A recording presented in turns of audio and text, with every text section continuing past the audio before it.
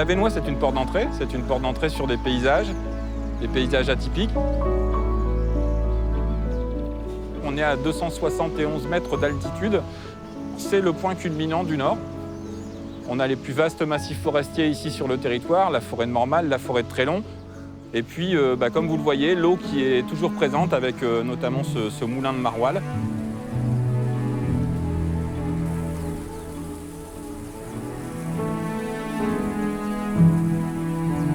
Il y a plein de mystères, plein de petites choses à découvrir. Il y a l'église de Solre-le-Château qui est curieusement penchée, qui a une forme en tulipe, qui est à 60 mètres de hauteur.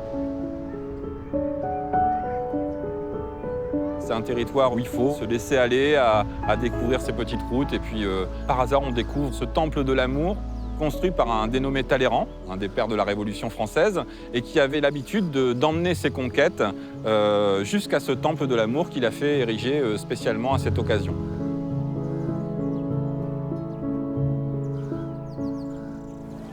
Le Val-Joli, un site touristique majeur ici en Avesnois. C'est un lieu de balade, donc un lac de 180 hectares qui est entouré par les forêts, avec une offre d'hébergement, avec une offre d'activités de loisirs qui est très dense. Au-delà des activités qui peuvent être pratiquées, je trouve que c'est un lieu qui est relativement magique. Du matin au soir, on a des ambiances qui sont différentes, avec la présence de l'eau, avec la présence de la forêt, et puis un petit rayon de soleil là-dessus, c'est absolument merveilleux.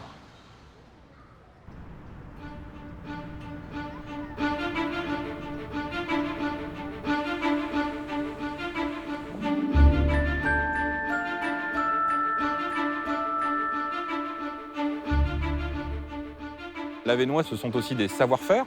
Le textile, la pierre bleue, le verre ont toujours été travaillés ici localement. Et toutes ces histoires-là vous sont racontées dans le réseau de l'écomusée de l'Avesnois.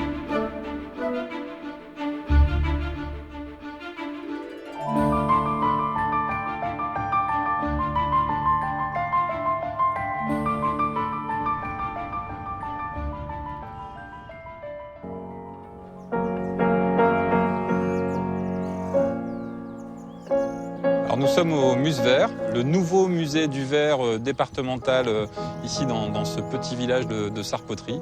Alors je dirais qu'on est déjà impressionné par le bâtiment en lui-même, qui est magistral, qui est monumental et qui est parfaitement intégré dans le paysage. Et puis une fois qu'on pousse les portes, on découvre les différentes œuvres qui sont présentées. Le choix du musée, justement, c'est de laisser libre cours aux visiteurs de faire sa propre interprétation. Le verre est largement abordable, il est dans notre quotidien habituel. Et là, on découvre véritablement que le verre peut être support à la création artistique, au travers de ses couleurs, au travers de ses matières, au travers de ses différentes techniques pour le travailler.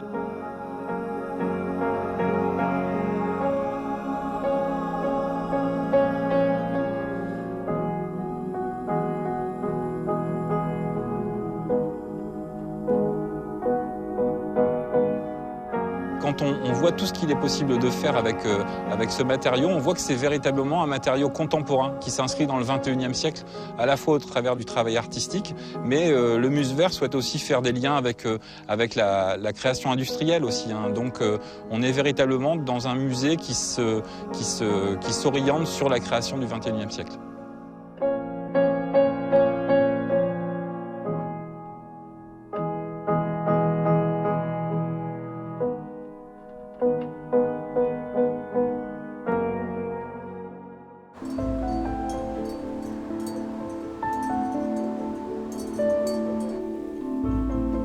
On est sur un territoire bocager et fait de pâturage.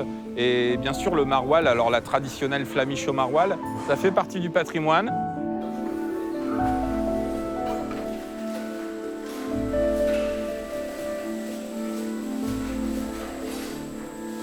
Alors, le maroilles, c'est la plus vieille AOC au nord de Paris.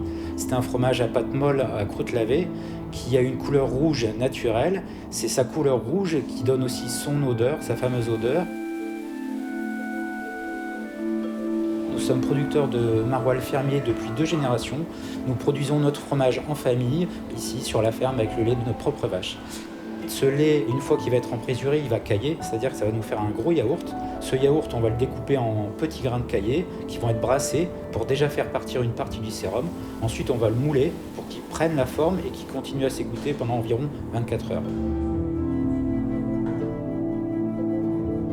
Ensuite, le lendemain, on les démoule, on les sale et on va commencer l'affinage, c'est-à-dire qu'on va les brosser 2 fois par semaine jusqu'à ce qu'ils prennent leur couleur et ensuite 1 fois par semaine. On pense que ça va être un fromage très très fort, mais en fait, il est très doux, très agréable. Quand on a goûté au maroilles, on ne sait plus s'en passer.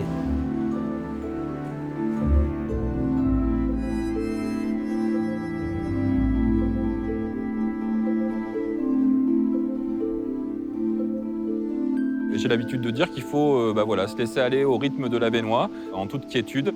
Pour les citadins, c'est véritablement une rupture. On peut profiter du temps présent, et puis c'est un lieu où on peut s'oxygéner, on peut se cultiver, on peut s'amuser aussi, et puis c'est une ambiance, c'est véritablement une invitation au voyage qui est permanente. C'est absolument merveilleux.